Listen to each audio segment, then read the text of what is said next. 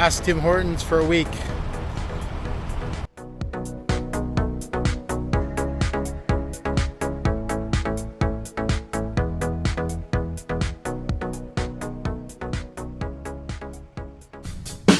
Hey everybody, my name is Andrew Avley. After a workplace accident, I was left as a above-knee amputee. I had a decision to make. Get busy living or get busy dying. Obviously, you only have one life, so I made a decision to get busy living, exploring every opportunity that's presented to me. Tune in every week for different adventures, both from accessibility standpoint to adventures with my family and friends. And every adventure begins with one leg at a time.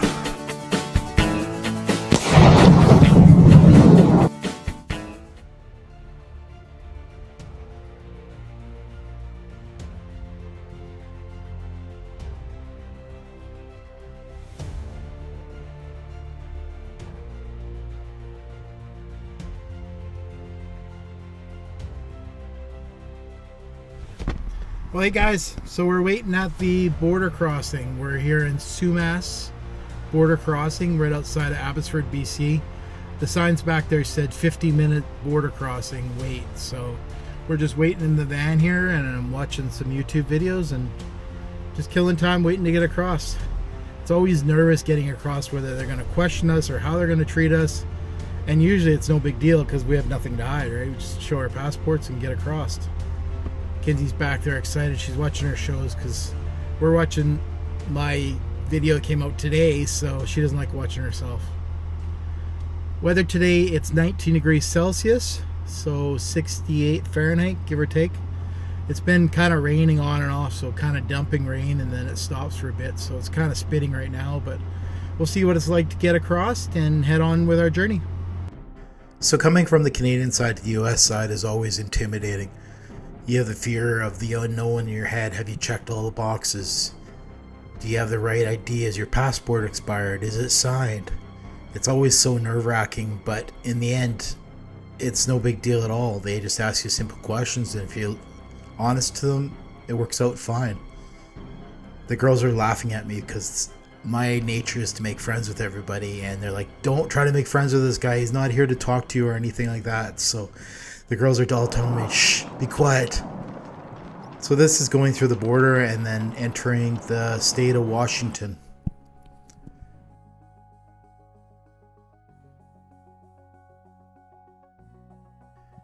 The first city you hit after going through the Sumas border crossing will be Bellingham, Washington.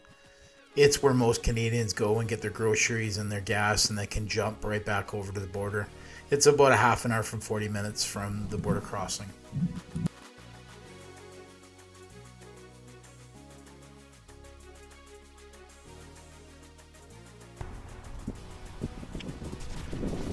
Well, hey there guys. So we're on an epic adventure this week. We've gone from Canada into the United States. We drove, it's going to be 5 hours in total today.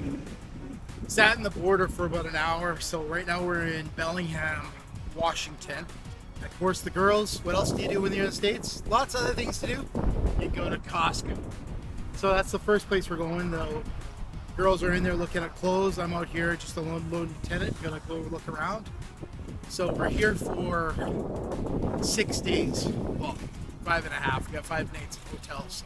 Got lots of adventures planned this week. It'll probably be at least a 2 or 3 part series on the different places in Seattle to go to. Lots of really cool venues to go to. It should be a very exciting week, so can't wait.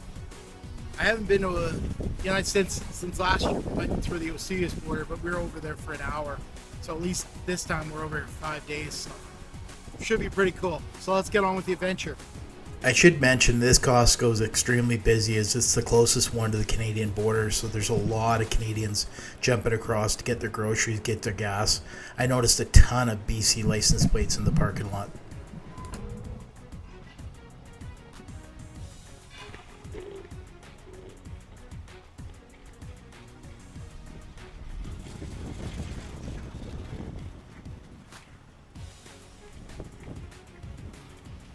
No matter where we go to, we've got to go to Costco. Me, I'm just more interested in the gas prices. But the girls, they've got to go check out the clothes. Maybe they have something new. Maybe it's cheaper. Always deals. It's kind of funny. Everywhere we go, we got to look at the clothes at Costco. They definitely got a loyal following, my wife and daughter. Hold on to your hats, guys. I couldn't believe this either. But yes, Costco is the same in the States as in Canada. I know, I was shocked too. They have liquor that we don't have in BC, but the Alberta stores do have it.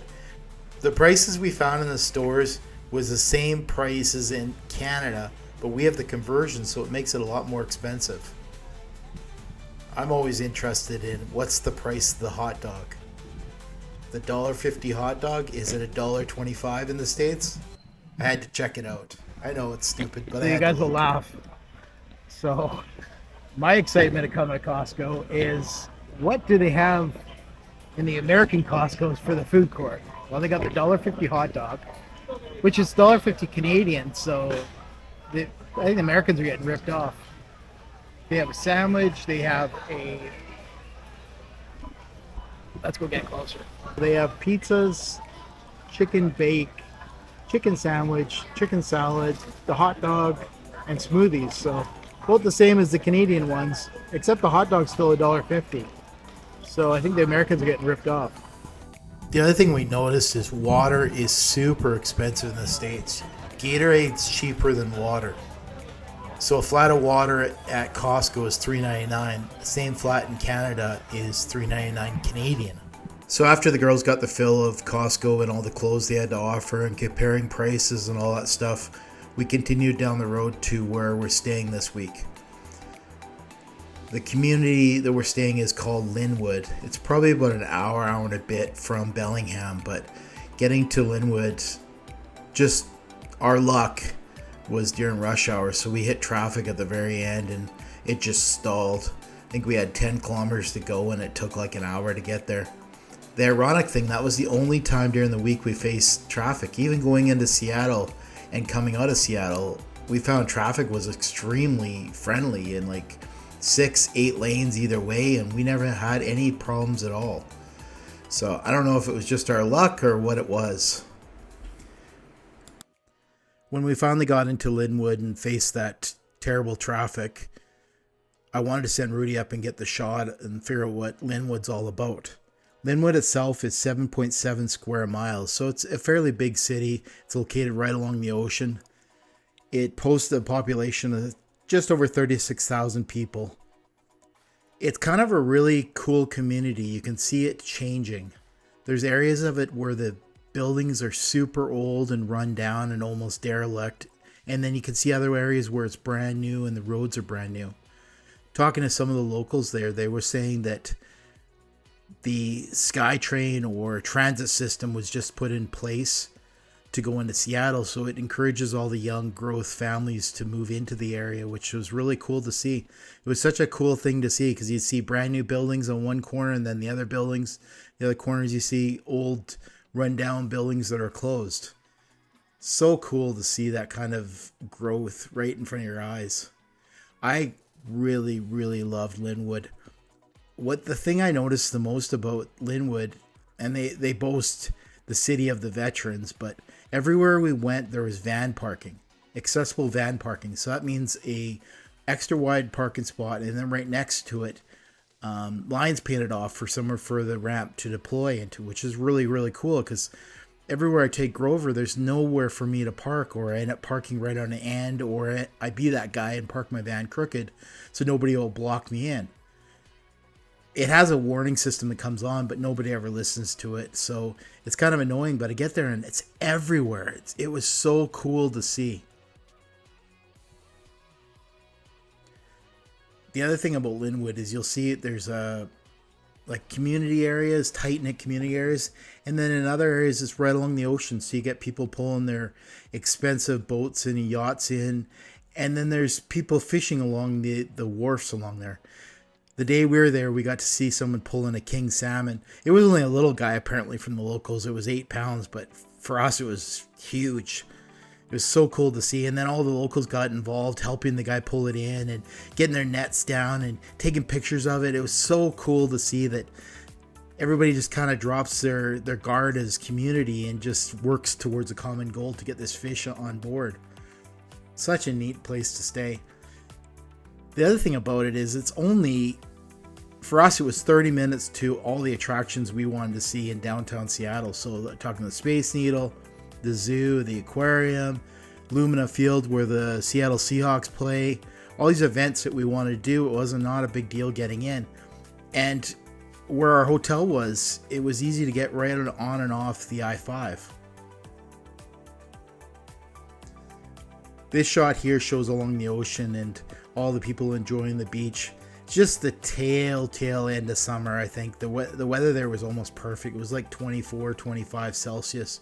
I'll do the conversion in the bloop down below, but it was perfect weather to wander around and watch people pulling in their boats and everything else.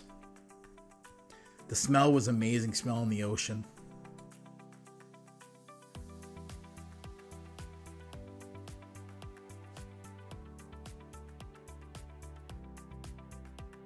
So normally when we go places and look up places to stay, we do a pile of research, read reviews. My wife goes on and looks for bug bed reports, all that kind of stuff. But this time I just went on Expedia and looked for a hotel with free breakfast and pool. And this is what we got. It was a Holiday Inn Express and Suites. It was awesome. The breakfast was really good considering it was a hotel breakfast.